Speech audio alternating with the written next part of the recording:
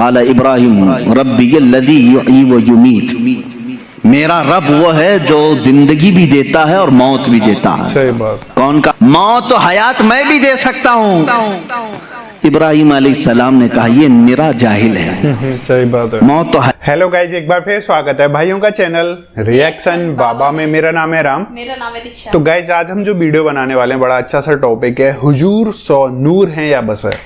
تو حضور تو مجھے پتا چل گیا اپنے صلی اللہ علیہ وسلم صاحب کے بارے میں بات ہو رہی ہے۔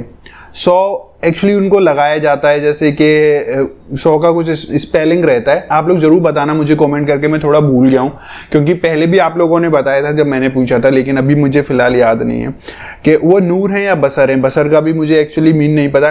ہوپ فلی یہ ویڈیو میرے سب ڈاؤٹس ہیں جو کلیئر کرے اور آپ لوگوں کو بھی اچھا لگے۔ آپ لوگوں سے ہی مجھے بہت ساری اردو تو ایسے سیکھنے کو مل گئی ہے اور ہم دھیرے دھیرے سیکھ ہی رہے ہیں سب چیزیں۔ تو ہوپ فلی آپ کو یہ ویڈیو پسند آئے، اگر ویڈیو اچھی لگے تو پلیز اس ویڈیو کو لائک کریں، اور آپ چاہتے ہیں آپ کو ایسی ریئیکشن ویڈیوز بھی ملتے رہیں تو پلیز چینل کو سبسکرائب کریں۔ تو گائز آج کے ریئیکشن ہم اسٹارٹ کر لیتے ہیں بنا کسی دیری کے۔ Let's play guys. لیکن قرآن کیا کہتا ہے، رسول کریم صلی اللہ تعالی علیہ وسلم کے متعلق قرآن کیا کہتا ہے، یہ ساری باتیں ہمیں غور سے سننے کی ضرورت ہے۔ عزیزان گرامی، پہلی بات تو یہ ہے کہ قرآن پاک میں اللہ تعالیٰ نے فرمایا اے رسول آپ فرما دیں کہ میں تمہاری طرح بشر ہوں۔ تو لوگ اس آیت کو دلیل بنا کر کے کہتے ہیں جب رسول خود کہہ رہے ہیں میں تمہاری طرح بشر ہوں، تو رسول کو اگر ہم کہیں ہماری طرح وہ بشر ہیں تو اس میں کیا مذائقہ ہے؟ میرے عزیزو بہت بڑا مذائقہ ہے۔ بادشاہ اگر عجز و انکساری میں کہہ دے کہ میں قوم کا خادم ہوں تو آپ اس کو خادم کہہ کر نہیں پکار سکتے۔ اگر آپ یہ دلیل لے کر کے آئیں گے بادشاہ خود کہہ رہا ہے، میرے عزیز وہ اس کا عجز ہے، اس کی انکساری ہے، تواضع ہے۔ رہی بات قرآن میں 3 جگہ پر تقریباً اس طرح کی بات آئی کہ رسول کریم صلی اللہ تعالی علیہ وسلم فرما دیں کہ میں تمہاری طرح بشر ہوں۔ یہاں تک نہیں پڑھنا چاہیے آیت، آگے کی آیت یہ ہے یوحا الیہ، مجھ پر اللہ کی طرف سے ڈائریکٹ وحی بھی آتی ہے۔ اگر رسول عام بشر ہیں تو پھر یہ وحی کیسے آتی ہے؟ حضور پاک صلی اللہ تعالی علیہ وسلم کو اسی آیت میں ایک دوسری خصوصیت اللہ نے بیان کر دی، اے رسول آپ فرما دیں کہ میں تمہاری طرح بشر ہوں، مجھ پر وحی آتی ہے۔ یہ مسئلہ یہاں پر ڈسکس کرنے کی وجہ کیا بنا، ضرورت کیا ہے؟ ہر آیت کا پس منظر ہے، شان نزول ہے۔ جو آیتیں نازل ہوئی ہیں ان آیتوں کے نازل ہونے کا کوئی نہ کوئی سبب رہا ہے، اس کو کہتے ہیں شان نزول۔ آیت کا شان نزول کیا ہے؟ اگر اس سے کوئی بندہ واقف نہیں ہے تو اسے دین کے معاملات میں ڈسکس کرنے کا کوئی حق بھی نہیں ہے۔ وہ بعد میں کیا کرے گا؟ آیتیں اتری تھی کافروں کے لیے وہ مومنوں پہ فٹ کرے گا، آیتیں اتری تھی مشرکین مکہ کے لیے وہ اولیاء پہ فٹ کرے گا۔ جس کو شان نزول نہیں معلوم ہے وہ ادھر کی آیت ادھر چسپاں کرے گا، ادھر کی آیت ادھر لگا دے گا۔ شان نزول قرآن کا ایک علم ہے، تفسیر قرآن کا ایک علم ہے اور اس پر باضابطہ مفسرین نے کتابیں لکھی ہیں، پوری کتابیں ہیں کہ کون کون سی آیت کس موقع پہ نازل ہوئی، واقعہ کیا چل رہا تھا۔ اسی طرح میں آپ کو یہ بھی بتا دوں کہ یہاں پر اللہ کے رسول صلی اللہ تعالی علیہ وسلم کو بشر کہنے کا حکم ہوا۔ آپ فرما دیں لوگوں سے کہ میں بھی بشر ہوں۔ بشر کا مطلب ہوتا ہے انسان، اچھا میں بھی بشر ہوں، آپ بھی بشر آدمی، پتہ ہیں، چل حضور گیا۔ صلی اللہ تعالی علیہ وسلم بھی بشر ہیں۔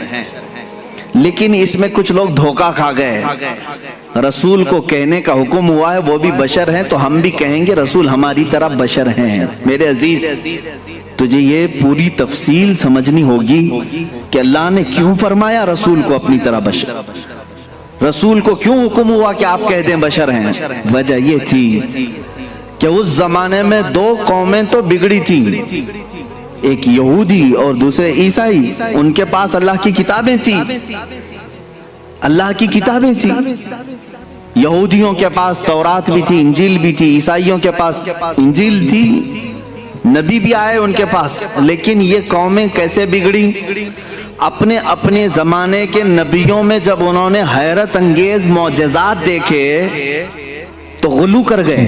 غلو کا مطلب ہوتا ہے اور کر دینا کسی کے مرتبے کو بڑھا کر کے.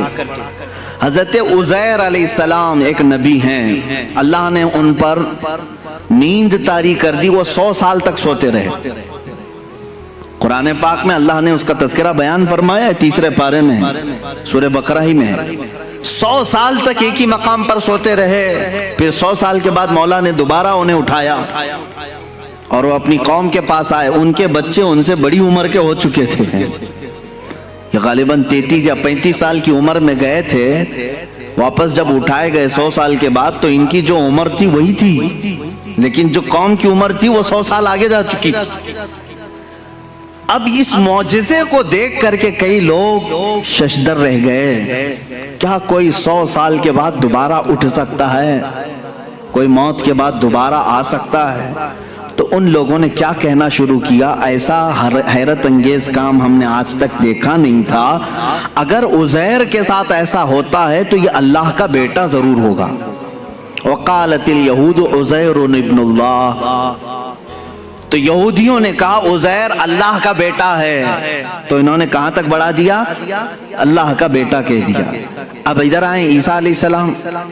عیسیٰ علیہ السلام دنیا میں وہ تنہا شخص ہیں جو بغیر باپ کے پیدا کیے گئے. آدم علیہ السلام کے بعد, آدم علیہ السلام کو تو اللہ تعالیٰ نے بغیر باپ بغیر ماں کے پیدا کیا, لیکن عیسیٰ علیہ السلام صرف اور صرف حضرت بی بی مریم سے پیدا کیے گئے, اور حضرت مریم کو کسی نے چھوا تک نہیں, وہ اتنی پاکیزہ تھی. جبرائیل امین علیہ السلام نے پھونک ماری اور وہ حملہ ہو گئی, اس حمل سے حضرت عیسیٰ علیہ السلام پیدا ہوئے, اور عیسیٰ علیہ السلام کا لقب بھی ہے روح اللہ. اب عیسیٰ علیہ السلام کے کچھ معجزے بھی تھے, وہ مٹی کے پرند بناتے تھے, مٹی کے کیچڑ اس میں پھونک مارتے تو پرندے زندہ ہو کر اڑتے تھے. یہ قرآن پاک میں ہے. جب عیسائیوں نے یہ تمام حیرت انگیز معاملات دیکھے نبی سے تو کہہ بیٹھے عیسیٰ اللہ کا بیٹا ہے.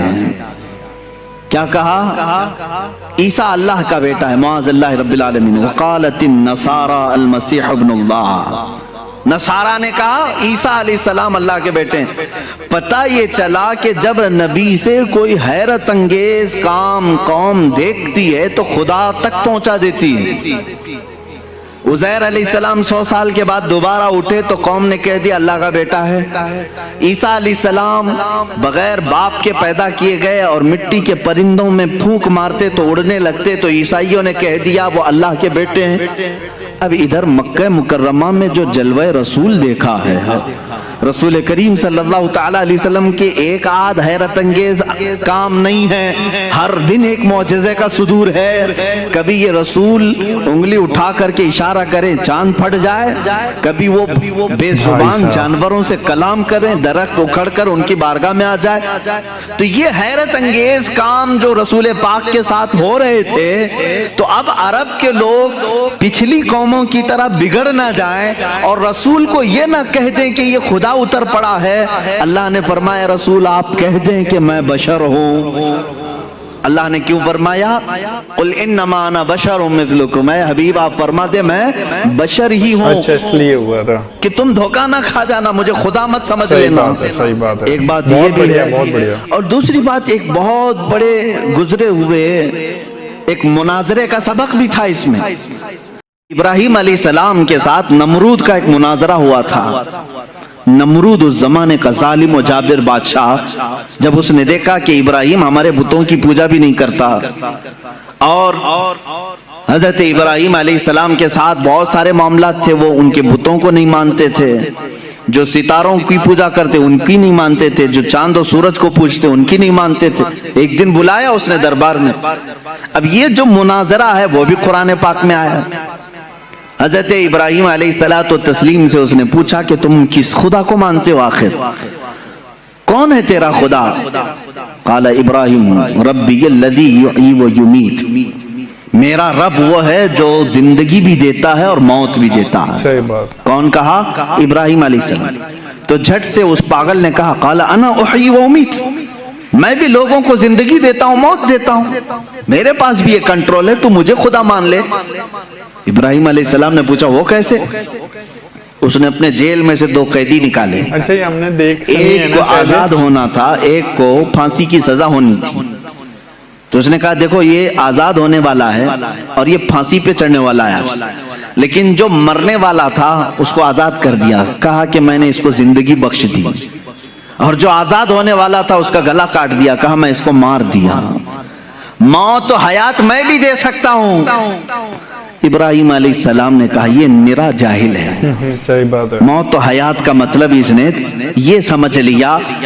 اب ابراہیم علیہ السلام نے اتنا زبردست چیلنج پیش کیا جو قرآن میں ہے، قال ابراہیم فإن اللہ یأتی بالشمس من المشرق فأتی بها من المغرب۔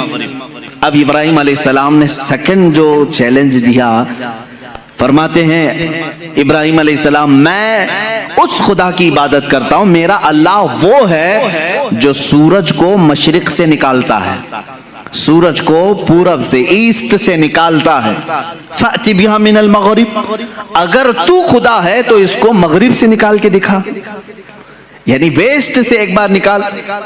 چیلنج تو دیکھ رہے ہیں آپ، حضرت ابراہیم علیہ السلام نے نہیں کہا کہ جیسے میرا خدا روز پورب سے سورج نکالتا ہے کل تو نکال، تو کل سورج نکلتا تو وہ یہی کہتا آج میں نے ہی نکالا ہے، آج جو سورج نکلا ہے ایسٹ سے، پورب سے، مشرق سے، وہ میں نے ہی نکالا۔ ابراہیم علیہ السلام نے اپوزٹ چیلنج دیا کہ خدا جب مشرق سے نکال سکتا ہے تو خدا مغرب سے نکالنے پر بھی قادر ہے، سورج اس کے کنٹرول میں ہے، تو اگر خدا ہے تو سورج مغرب سے نکال کے دکھا، جہاں سورج جا کے ڈوبتا ہے وہاں سے تو ایک دن سورج نکال کے دکھا۔ صحیح بات ہے، قرآن کہتا فَبُهِتَ الَّذِي كَفَرَ، یہ کافر وہاں مبہوت ہو گیا، لاجواب ہو گیا، ختم ہو گیا مناظرہ۔ یہ کب ہوا؟ ابراہیم علیہ السلام کے زمانے میں۔ ہاں اب اس مناظرے میں جیت اور فتح کس کی ہوئی؟ ابراہیم علیہ السلام کس کی ہوئی؟ اس چیلنج کا جواب وہ نہیں دے سکا، لیکن اس مناظرے سے ایک سبق یہ نکلا، ایک نتیجہ یہ نکلا۔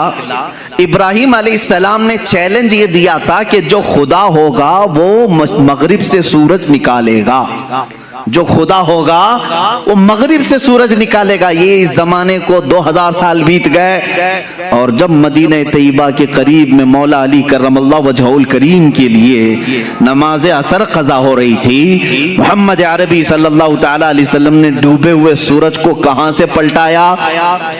مغرب سے نکالا، سورج ڈوب چکا تھا، سورج کو واپس اشارے سے پلٹایا۔ اب یہاں پر وہ والا مناظرہ پھر سے تازہ ہو گیا۔ ابراہیم علیہ السلام نے تو چیلنج دیا تھا نمرود کو کہ اگر تو خدا ہے تو سورج کو مغرب سے نکال، نمرود تو نہیں نکال کے دکھا سکا، لیکن محمد رسول اللہ صلی اللہ علیہ وسلم نکال کر دکھا دیے ہیں۔ تو اب کسی کا عقیدہ یہ نہ بگڑے۔ ابراہیم علیہ السلام نے کہا تھا جو سورج مغرب سے نکالے گا وہ خدا ہوگا، اللہ نے آیت نازل فرمائی قل انما انا بشر مثلکم، اے رسول آپ فرما دیں یہ دھوکے میں نہ آئے، میں تمہاری طرح بشر ہی ہوں، لیکن میرے عزیزوں ساتھ میں اتنا یاد رکھنا عام بشر نہیں، وہ نوری بشر ہیں، اللہ رب العزت کی ان پر خصوصی عنایات ہیں۔ میں مانتا ہوں اے عقل والو میرا محمد خدا نہیں ہے، مگر دلوں میں یہ نقش کر لو کہ وہ خدا سے جدا نہیں ہے، یہ ہمارا عقیدہ ہے۔ اب یہ نور و بشر کے جو معاملات ہیں یہاں پر کچھ لوگ کنفیوژن پیش کرتے ہیں، ہے نہیں کچھ، لیکن مجھے ضرورت اس بات کی ہے کہ سنیوں کو ان عقائد اور ان معمولات اہل سنت کو میں واضح طریقے سے بیان کر کے بتاؤں۔ میرے عزیزو رسول کریم صلی اللہ تعالی علیہ وسلم کو اگر کسی نے خالص نور ہی کہا اور بشر نہیں کہا وہ بھی گمراہ ہے۔ حضور صلی اللہ تعالی علیہ وسلم کی بشریت کا اگر کسی نے انکار کیا وہ بھی کافر ہو جائے گا، گمراہ ہے۔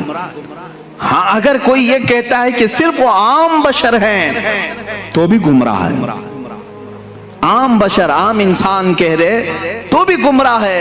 تو کہنا کیا چاہیے؟ حضور پاک صلی اللہ تعالی علیہ وسلم کے لیے اہل سنت و جماعت کا عقیدہ یہ ہے کہ وہ نوری بشر ہیں، नूरी बशर का मतलब यह होता है देखने में तो बशर दिखता है लेकिन कुदरत में नूरी मखलूक से भी बढ़ करके है। बहुत खूबसूरत। फरिश्ते नूर हैं, इंसान बशर है। फरिश्ते नूरी मखलूक हैं, इंसान बशर है। अब रसूल को अगर तुमने सिर्फ नूर कहा तो फरिश्तों में चले जाएंगे, सिर्फ बशर कहा तो सिर्फ इंसानों में। रसूल मलाइका का भी रसूल है, इंसानों का भी रसूल है, इसलिए तुम्हें यह कहना पड़ेगा कि वो नबी नूर वाले भी हैं और बशरियत भी उनके अंदर है। हमारा अकीदा यही है कि वो नूरी बशर हैं। क्या है? नूरी बशर। गाइज ये वीडियो थी यार, सच में ये बहुत इंटरेस्टिंग वीडियो थी। थोड़ा बहुत इसमें जो पार्ट थे वो शायद मैंने पहले सुने थे, लेकिन नूर बसर का मेरे को समझ में आएगा। बसर मीन्स होता है आदमी। जैसे कि उन्होंने इतने सारे करामात दिखाए, इतने सारे अजूबे, ये सब चीज़ें दिखाई, तो लोगों को शक होने लगा कि ये बसर नहीं है, यानी कि आदमी नहीं है, ये कोई नूर का बंदा है, ऊपर का एंजल है कोई। तो उन्होंने अल्लाह से रिक्वेस्ट करी थी कि मेरे साथ ऐसा ना हो, मुझे मनुष्य की कैटेगरी में ही काउंट करा जाए। तो इसीलिए उनको बसर का नाम दिया गया, आदमी का नाम दिया गया। लेकिन फिर ऐसे कारनामे हर एक आदमी भी नहीं कर सकता, तो उनको एक तरीके से नूरी बसर बोला गया है। बहुत अच्छा कॉन्सेप्ट था, बहुत अच्छा वीडियो था। होपफुली आप लोगों को सीखने को मिला होगा, तो वीडियो को शेयर जरूर करें। और अगर आपको ये वीडियो अच्छी लगे तो प्लीज इस वीडियो को लाइक करें, और आप चाहते हैं आपके ऐसे रिएक्शन वीडियोस भी मिलते रहें तो प्लीज चैनल को सब्सक्राइब करें। गाइज आज के रिएक्शन में बस इतना ही, मिलेंगे नेक्स्ट किसी रिएक्शन में। तब तक के लिए thank you so much for watching. Bye bye guys, C you guys, take care guys.